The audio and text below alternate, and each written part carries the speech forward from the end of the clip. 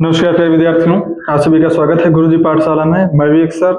जो इससे पहले हम वास्तविक संख्या, बहुपद और दो चर वाले रैखिक समीकरण युग्म 3 लेसन हम फिनिश कर चुके हैं।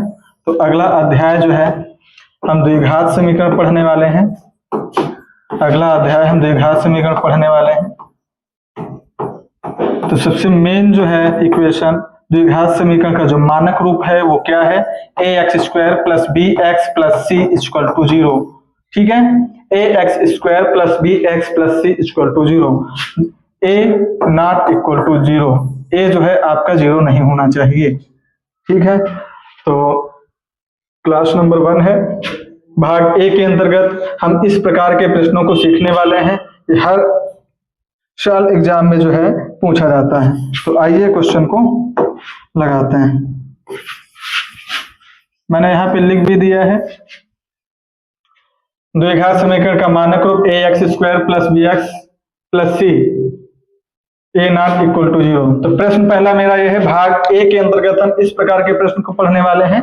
तो पहला मेरा प्रश्न है कि यदि द्विघात समीकरण x² + 2x - p = 0 का एक मूल -2 है तो k का मान ज्ञात कीजिए। तो आप सभी विद्यार्थियों को ध्यान ये देना है कि जब आपसे कह दे कि एक मूल, जब आप सभी से कह दे कि एक मूल,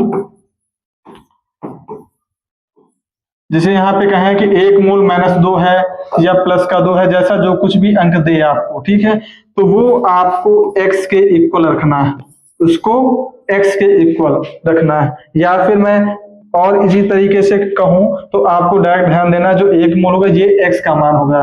जहां जहां समीकरण में x मुझे दिखाई देगा वहां पे मैं इस -2 को रख दूंगा। ठीक है, देखिए कैसे। समीकरण को एक बार फिर से लिख लीजिए। x² प्लस का 2x माइनस का p = 0। ओके, ठीक। यहाँ पे x का एक मूल, तो वो आपका x का मान ही है, तो x की जगह पे ये -2 मुझे रखना है। जब भी एक मूल कहे तो वो x का मान होगा। आप डायरेक्ट जहां जहां पे आपको x दिखाई दे वहां पे आपको मान रख देना।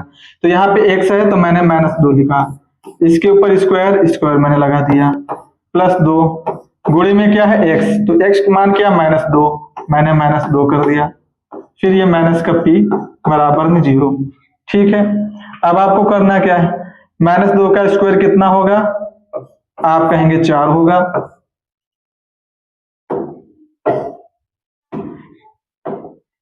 प्लस माइनस 2 दूनी 4। अब ये जो माइनस का p है ये उधर चला जाएगा, काहे का हो जाएगा, प्लस का p हो जाएगा। तो आपको दिख रहा होगा, आपको जो है दिख रहा होगा कि 4 से 4 ये कैंसिल हो जा रहा, तो p का मान कितना आ जाएगा, 0 आ जाएगा। ठीक है, p का मान कितना आ जाएगा, 0 आ जाएगा। एक बार पुनः फिर से आपको जो है मैं बता देता हूं। मैंने आपसे यही कहा,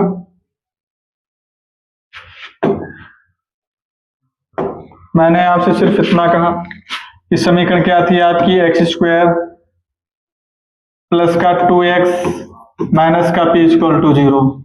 तो जो एक मूल दे रखा वो x का मान होगा, वो जहां जहां पे आपको x दिखाई देगा वहां पे तुमको -2 लिख देना। तो यहाँ पे x है तो मैंने -2 कर दिया, इसके ऊपर स्क्वायर कर देना, +2 गुणे में क्या है x का मान मतलब -2, तो -2 आएगा, उसको ब्रैकेट में लिखेंगे, माइनस का p बराबर में 0। ठीक है, तो -2 का स्क्वायर कितना होगा, तो आप कहेंगे 4 होगा, प्लस माइनस कितना हो जाएगा, -2 दूनी कितना हो जाएगा, 4 हो जाएगा। और ये माइनस का जो p होगा उधर पक्षांतर कर देंगे, प्लस का p हो जाएगा। 4 से 4 कट के कितना आ जाएगा, 0 बराबर p। अर्थात यहाँ पे पूछे हैं, यहाँ पे आपसे पूछे हैं कि p का मान, अच्छा यहाँ पे जो है आपको बता दें, ये जो k लिख रखा है,